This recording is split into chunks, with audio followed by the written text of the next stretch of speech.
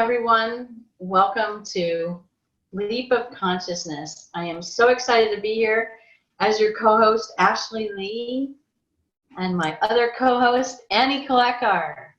Hello, everyone, and welcome. We're always so excited that you're here to join us through making this amazing leap of consciousness.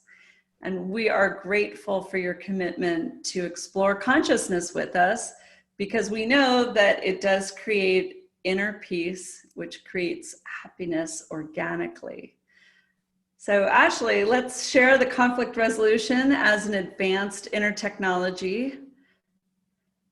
I am so excited to get started with everyone today. The most powerful inner technology we have seen yet.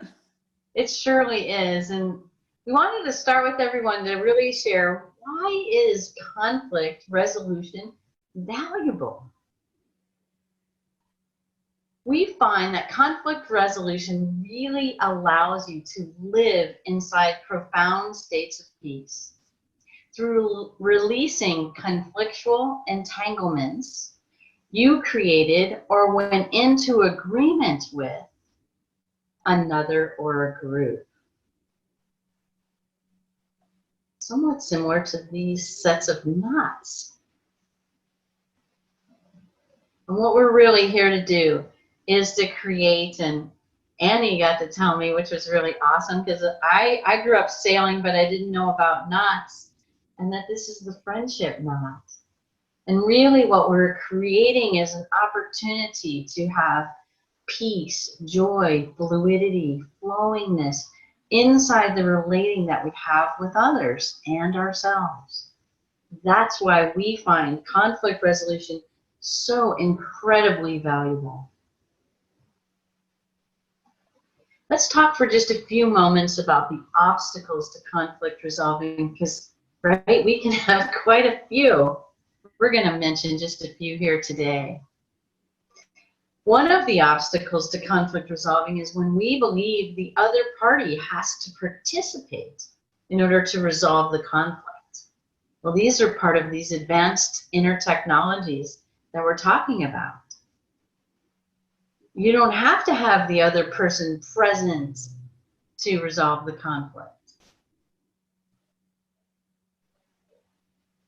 Another obstacle that we could have to resolving conflicts is this idea of, why me? Why do I have to do it? Of course the other person has to be present because, well, they have to fix their conflicts that they gave me, right? But instead, we really want to notice when we're going into why me, we can do some inner work, some inner technology work to conflict resolve this conflict that we may actually have with another person or a group of people.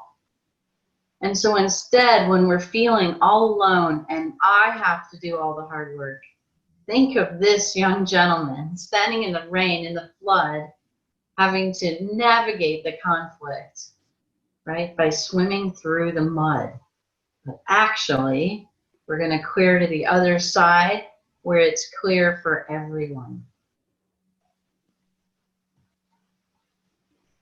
So really, what is conflict resolution? Because we together here have developed these inner technologies that are so advanced that you will be so surprised at how conflict resolution can function in ways we had never imagined before.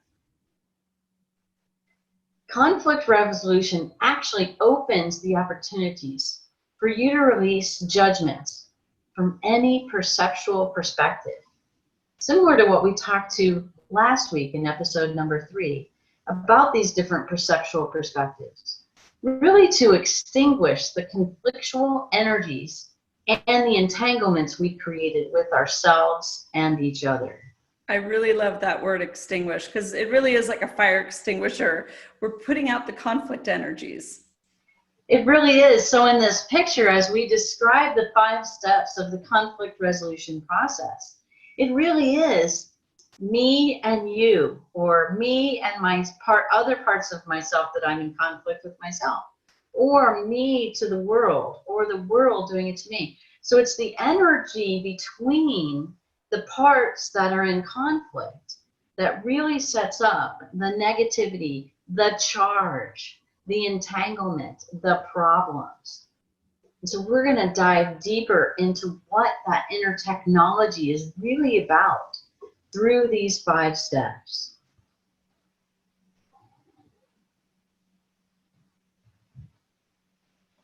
Let's start with the first step, acknowledging the conflict. Many people could think that acknowledging the conflict, right, is easy. I acknowledge I got a conflict. But really, let's dive deeper into this concept. Arriving at acceptance and acknowledging you have a conflict really truly is the first step to opening the energies to resolve our conflicts from any direction they are coming from and going to, just like we were talking about, right? So we want to share something that has difficulty in acknowledging the conflict. And so what is this young gentleman doing, right? He's denying, he's defending, he could be offensive if his words were really loud, right? Or his tone was really loud. His body posture, right, is defensive. Back off. I can't do this. I won't do this. When we have this type of behavior patterns and coping mechanisms, we never go into acceptance we have a conflict. We're working so hard to fend it off because it doesn't feel good or we don't want it, that we never actually step up to the plate, right, to take a swing, not a swing, but actually, right, to resolve those energies that are so negative between us and the thing that we consider a conflict.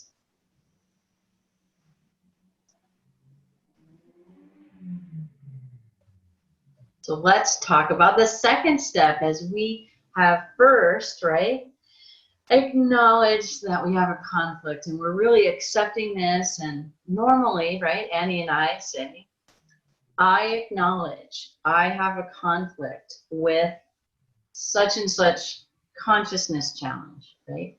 Pick any consciousness challenge you'd like. And inside of that, we start to break these down. And so for the second step in judgments really, I think, are misunderstood for many people. They really truly are the bane of healing conflicts, either with ourselves, others, or our life circumstances. Truly. I mean, think about how you experience a judgment from someone else. You get defensive, you have resistance to believing it's true about you. And the same happens when you put judgments on another party. It does not feel good. And so those energies actually stop the healing process and get trapped in our nervous system. And then we actually reduce our vitality. We really do, right? Like these two people right here. So let's dive deeper into the idea of developing advanced inner technologies through conflict resolution. Consciously releasing judgments from all perspectives is truly the kingpin key to conflict resolution. This is the aspect, step number 2, is the aspect to creating conflict resolution when you're with the party or not with the party. You're doing it in the inside of you, that inner technology. And really, it helps you become clear by noticing all the perspectives that the judgments came from. So now is the aspect about releasing judgments. Well, we first have to get involved in the process, being open to understanding what are the judgments, right? What are the judgments that's creating this force, this negativity between that which we believe we have a conflict with? And it really is optimized when we perform 4 perspectives of discernment. So we're going to dive into those. Some people think that these are really confusing, really challenging, and really difficult, and rather not simple. We want to share with you that the reason why we've done so much research about this topic and this process, the reason why conflict resolving can be so challenging and so entrenched and so deep is because we've actually created them, layering one consciousness challenge over the next. And those consciousness challenges were all derived from our beliefs about how life is and how life works. So we have to start to untangle them. And this process of conflict resolution begins that process of entanglement. So here we go very deeply of an untangling our judgments inside this negative energy, fighting and having conflict with each other. I just So want the very, right? With self-judgments, there's kind of a comical aspect that we humans have, and it just occurred to me, so I want to share it. We think that when we make a self-judgment, we're not really listening to ourselves. And so I love that photo because our brain is listening constantly and making it so. And so the power of self-judgments is huge. And it's really great that we start here because it clears our windshield. It really gets the filters away from our eyes so we gain the clarity that we need. So listening, right, like this double exposure photo is showing us, is that listening to our self-judgments, talk to ourselves about what it is very vital. Because as we release self-judgments, we get clarity with ourselves.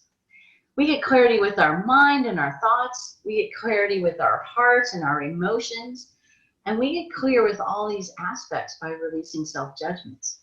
And we have found through our deep research that resolving and, well, first of all, finding them, noticing them, understanding what they are, and then releasing them is some of the hardest challenges, because in society, we really haven't learned to evaluate our own self-judgments. We haven't learned how to release them and really know how to work with them. So we invite you to really explore where you're experiencing self-judgments. I know when I have a conflict and I'm moving through the conflict resolution process myself with a consciousness challenge I'm having, usually with another person. And I'll tell you, it is fascinating because I can't find my self-judgments. So I move into, I open to understanding my self-judgments. And when I take a pause and listen to that speaking of mine, what I hear is funny things. Maybe because I was born in the South, I don't know. But I hear, I can't believe I got myself entangled with this person. I can't believe I got into this conflict. I can't believe I'm here right now. I don't know. So I move into that, and those will start the string and open it up in your mind, in your heart, in your body, to share with you some of the things you've been telling yourself. And when that inner radio station is very damaging, and we tune it out, just like we tune out a radio in the background that's playing at work or something. We tune it out. And I'll never forget the day that you said, okay, Annie, great, let's now move to your self-judgments. And I was like, yep, great, I'm there, what's next? Like, whew, let's just move right on to the next step, because I was like, self-judgments, yep, feel it going, you know, and it's like, no, we're going to articulate them. And I was like, and that's the moment that I realized we have such sophisticated brains. We are so good at hiding what we believe to be true about ourselves. And the way we have assessed and evaluated and punished ourselves comes out through our self-judgments. So now when we have that heightened awareness, we have conscious choice to stop doing that. And by choosing not to make those self-judgments, we move into that state of self-love. And back to releasing judgments, because the next step. Absolutely. I mean, it's so gorgeous, right? And so when we actually and embody this, so remember, it's not just a mindful activity. No. It's really a true embodiment. I really, truly commit to releasing my self-judgments. Whether I know the beliefs that created those self-judgments and other problems or not, I choose to release those self-judgments in this moment so that I can have clarity of this conflict. And you're right, so the second step of the second number 2 process of releasing judgments is I now take responsibility to release my judgments of the perceived conflict. I need to release them. Many times we believe, especially through a thing called the punishment model, we believe that we have to hold on to our judgments in order to have clarity about what the conflict is.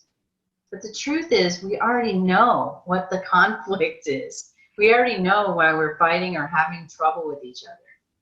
And what we want to do is we want to release it, because as we shared in the other episodes, is that judgments create a wall between you and the conflictor or the conflictee, whoever's kind of throwing the first punch, so to speak. And what happens is those judgments create walls. They disintegrate the relating. It can't work. So what we do is we release the judgment so that we can see the other party and open the conversation, open the relating, so that the conflict truly can be resolved. I like to look at this step. And by the way, these first 2 steps are really about me. It's about how we explore our perspective about the conflict. And this second part of that step is a way I like to go into it is looking for the generic. Like, what would I broadly say about a conflict such as this? I would say, oh, people should be nicer to one another, or good people shouldn't be mean to good people, right? That's a very broad statement. And that's what we're looking for in the second step. It's really true. And so we have like 4 steps inside number 2, which is called releasing judgments. So the first step is that releasing our own self-judgments, so we have clarity of mind and heart. And then the second step of number 2 is clearing our judgments to the conflict. Now that we're clear and our walls are knocked down and cleared away, what happens is now we want to go over to that other side of the conflict, and we want to recognize this energy, this person, this group of people, this other part of myself, whichever it is. We want to notice what this part's self-judgments are, because they emulate that into the energetic relating, the real estate between the 2 parties. And when we start to release that, so we release their self-judgments of themselves. And the only way we're going to get really clear with what their self-judgments are, we don't have to be psychic to be that way. When we get clear about that, we have gotten clear because we cleared our own first. So it's very vital to always come to us and do our own first, because that gives us tremendous clarity. And then when we start to release what we perceive as their self-judgments, it gives this moment of reprieve energetically in the person so that they can have the opportunity to see more clearly. So sometimes we may articulate and know what their self-judgments are. Sometimes we may not. And it's really okay. It just starts to clean this energetic real estate. And so we can say things like, I release, Susie's conflict with me about not showing up on time. I release her self-judgments that she's working with me because I could cause damage if I don't show up on time, stuff like that. It may be true, and it may be part of what's really activated inside the conflict. And as we release those even truisms, what happens is it allows us to have this deeper conversation in the future.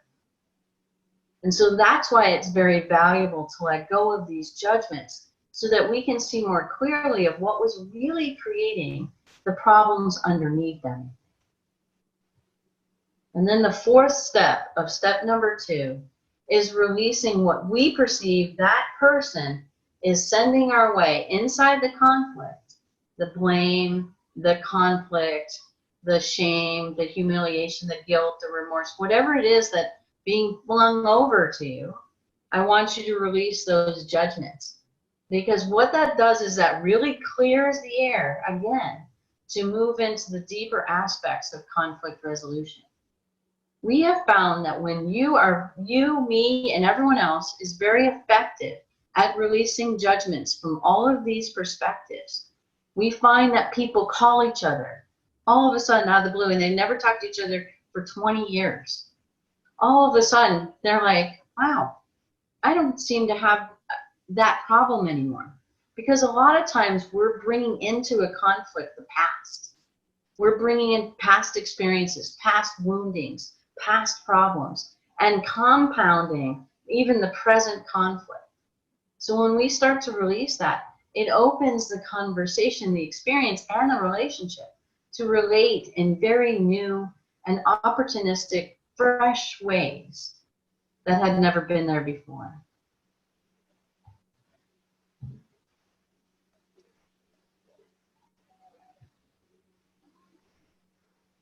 So now let's dive into this deeper part. Step number 3, forgiveness. Forgiveness is really an interesting concept. We are taught it through a massive religious indoctrination about how forgiveness is the key to solving all conflicts. We found that actuality is releasing judgments is the key to releasing conflicts. That forgiveness is kind of like icing on the cake. It's like wonderful. It's like sprinkles on the cupcake. It's wonderful because that wall of judgments that was created that we released may still have some rubble in the field, the energetic field of our conflict. And I kind of view this as an opportunity as a street cleaner. Forgiveness moves across the field to move that rubble out of the way so that new opportunities, new potentials really begin to flourish inside this relating that hadn't occurred before because of that conflict being present. So right inside of that, what we want to do is again go back to ourselves first. And what we want to do is we want to forgive ourselves. But the forgiveness inside this conflict is very special. We aren't really focused on the actions or the behaviors. What we're focusing is on the judgments. So let's say I go back to the conflict with Sally where I never show up on time. So I want to forgive myself, but I'm not going to forgive myself that I'm not showing up on time. I'm going to forgive myself of the judgments I made about myself of whatever made me not show up on time. Because when I do that and I have that much compassion and love for myself, what I'm going to do is open the energy to understanding why I was showing up late in the first place. That contributed to the conflict. So it's going to help me deepen my understanding of how to go deeper to really solve maybe some of these patterns that I was exhibiting that was creating conflicts in my life. So that's just one example. We want to go first to ourselves and forgive the judgments that we created that contributed to the actions and the behaviors of the conflict. And then as the second part of step number 3 is to go over to the other party again, and we want to forgive not the actions and the behaviors of the other party.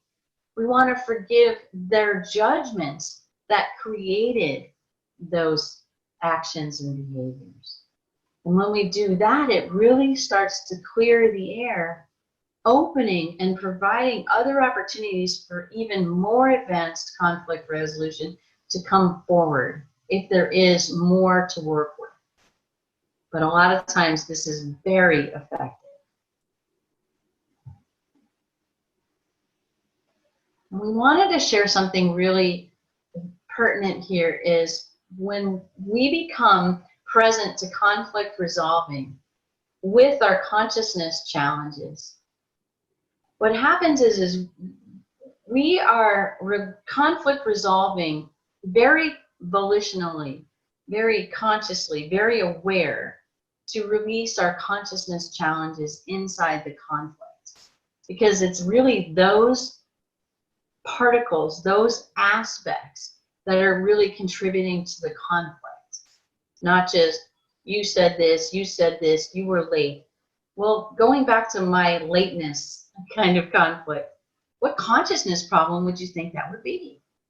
Right? That would be something like, I don't know, I don't even think we have it on our list, Annie. Showing up late consciousness, right? Yeah. So we could look at that, right? And I can go deeper and figure out why I'm showing up late for things, right? So those are those consciousness challenges. Those are those consciousness problems that we have that we didn't know we were having. As I That like to made, say, it's not the person we have the conflict with. Their soul, their true nature is love. It's the challenged thinking that we have an issue with, because it creates actions and emotions and feelings that are producing discord. So we want to say, no, I have a conflict with the thinking that created your behavior or your outburst. absolutely. So we have made an email process for people. It's basically like a living library. We have 101 days of sending you an email each day that points out a particular type of consciousness challenge, that gives you ideas and perspectives of what the consciousness challenge is, what are some of the challenges of what created it in the first place, what perspective is it going, and the ways in which we can heal these consciousness challenges. So we invite you to go to theleapofconsciousness.com and / conscious choice challenge 101. We invite you to check out that, to really sign up for that email process and have a library, so that when you're in a conflict with a person, and after 101 days of seeing it and putting it in a folder in your email, later you can have a conflict with a problem. You go, wow, I don't even know what's going on. What is the consciousness challenge that's feeding this conflict? And what could happen is you could say, okay, higher self, what do you think? What's happening here? And your higher self could say, well, look at number 86. And so you go to the Conscious Choice Challenge number 86 and read that, and you will be amazed at what your inner guidance shares with you about the challenges you face in everyday life. We have a few consciousness challenges to share with you here.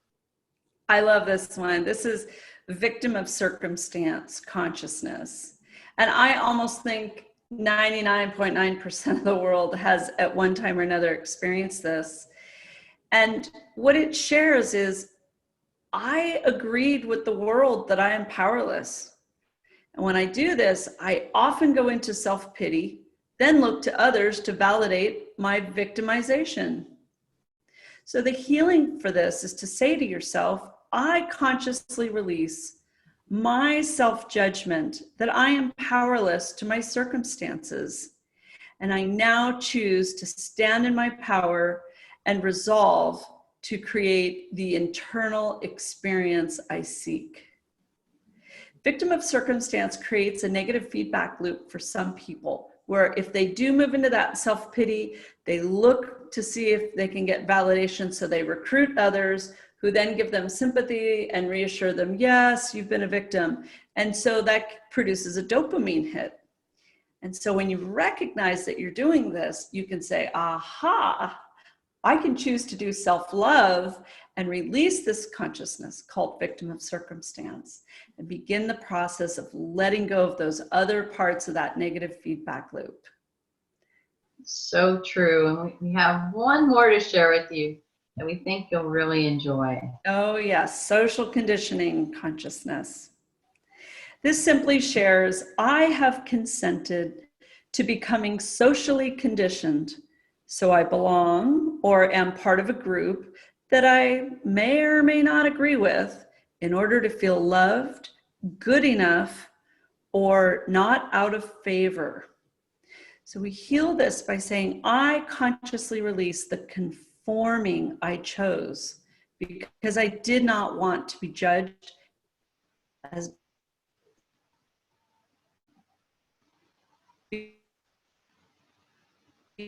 being wrong or not is, and it helps us release the fear so we can move into our empowered states of being. Absolutely.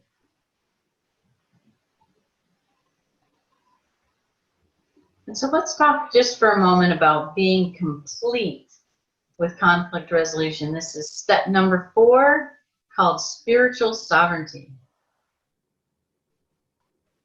I am complete with this consciousness challenge. That means I'm done. I ascertain, I determine, I discern, I declare, I am complete with this conflict, this consciousness challenge. If it shows up again in my awareness or the other person's, I'm good with that. I'll conflict resolve again.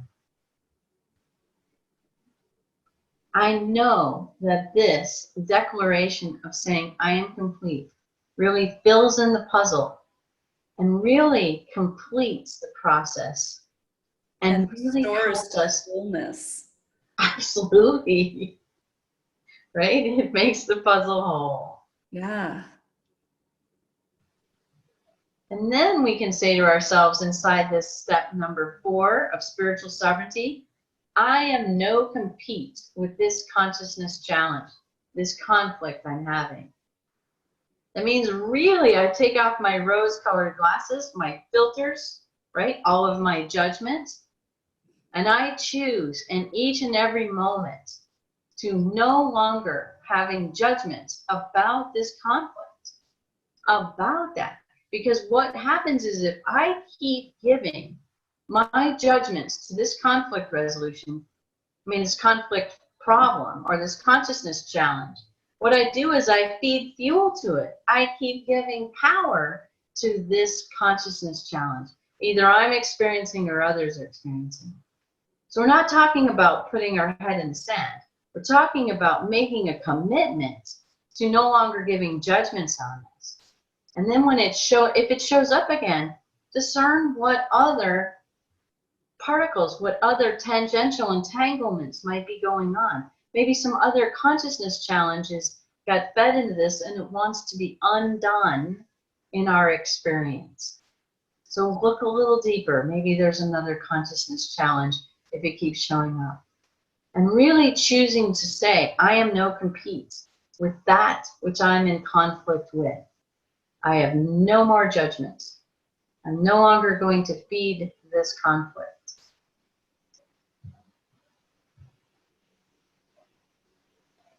And so the essence of this whole step, step number 4, is really proclaiming, I proclaim my spiritual sovereignty from this consciousness challenge. And so it doesn't even mean this lifetime, it means for eternity, I will remember this inside my spiritual essence. I will stand free and open, because as we do this and we peel away, I don't know, I want to say, I'm pretty sure I'm at 6,000 consciousness challenges I've let go of. And experiencing truly from the depths of my being, I experience true peace. It's not every day in every way. I mean, I'm pretty sure when I work with other people in the world, consciousness challenges arise. But in that arising of that consciousness challenge, I do know that I now have tools and capacities to really participate in changing my own internal experience. And when my internal experience changes, it really does impact and influence the outside world we experience.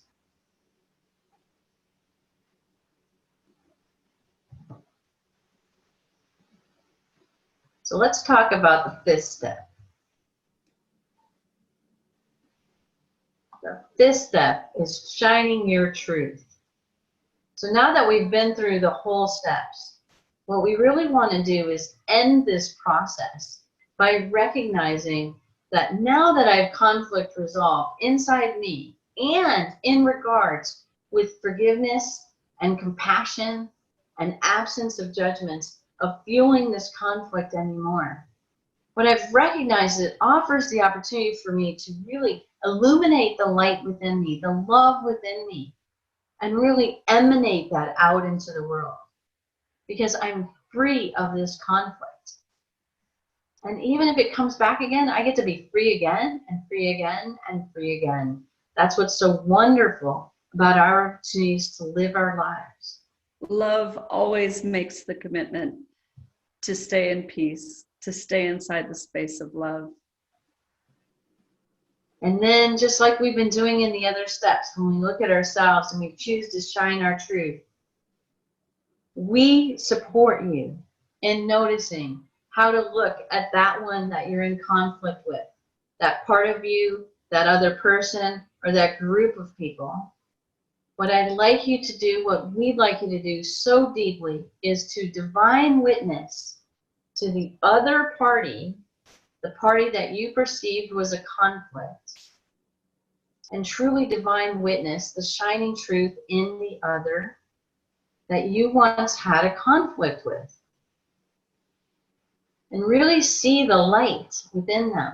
Sometimes they may be so diminished in their light, they're so deep in that conflict, that only a little pilot light is shining. And we see that, and we don't really want to witness that back to them or reflect that back to them, because that's really not their true nature, is it? Even though they're bogged down with a conflict or a consciousness challenge. Really, we want to see their whole light illuminated, because you might be the only one in their experience that sees their true divinity, that sees their true love, and sees the true potential and opportunity that they can come out of this problem, this conflict, and this consciousness challenge.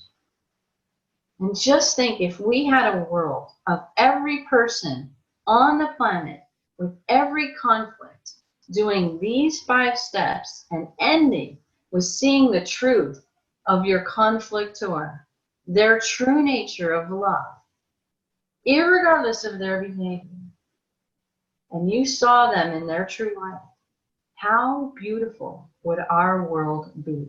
Oh my goodness. Heart-centered consensus all over the place. I mean, Truly. Peace on earth. Truly. And it's here. And it starts with us taking that responsibility with every single conflict you experience in life. Take the moment, take the opportunity to really develop that inner personal responsibility consciousness we call empowerment.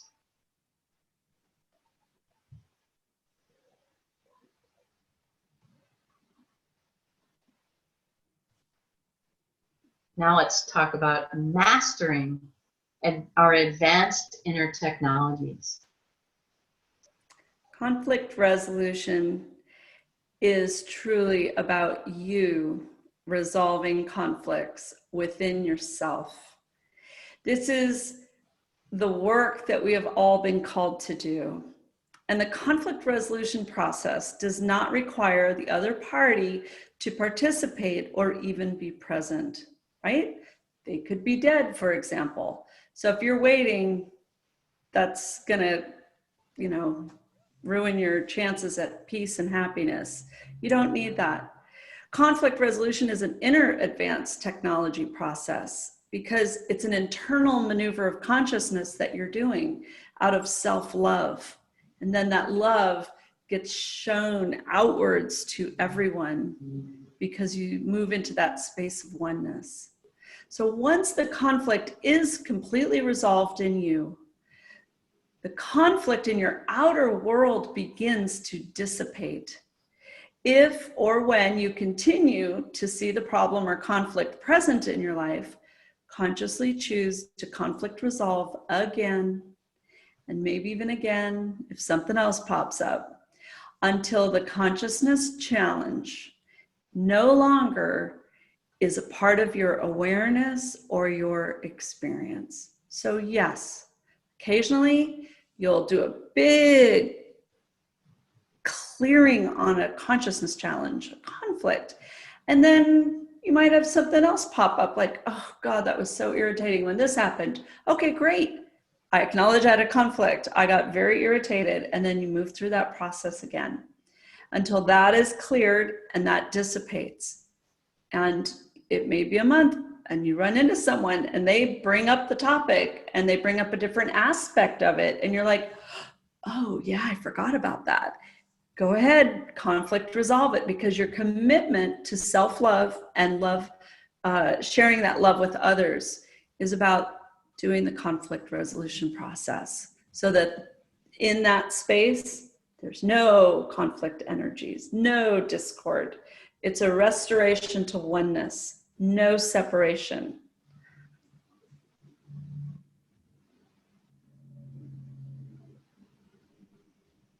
So here we invite you to creating peace from conflict resolution. And we invite you to enroll in our remote transmission energy healing program. This is all year round. Every Wednesday, Ashley and I are supporting people with their healing intentions. And this program is matched week episode like this. Okay, so whenever you choose to enroll and get started with week 1 on the remote energy transmission, go back to Awake TV and watch week 1. Then when week 2 comes out, you're going to watch episode 2 and pair it with the remote transmission meditation that night. This deepens the transformational shifts that can occur inside your consciousness. And that is where the leap of consciousness begins to happen. And it is deeply transformative. I just cannot emphasize that so much. And we do this, as I said, every Wednesday night at 9 o'clock your time. We are time zone indifferent. And you can find this program on leapofconsciousness.com. And we do invite you to sign up, because we love supporting people making this big leap through their consciousness so they can have inner peace as well.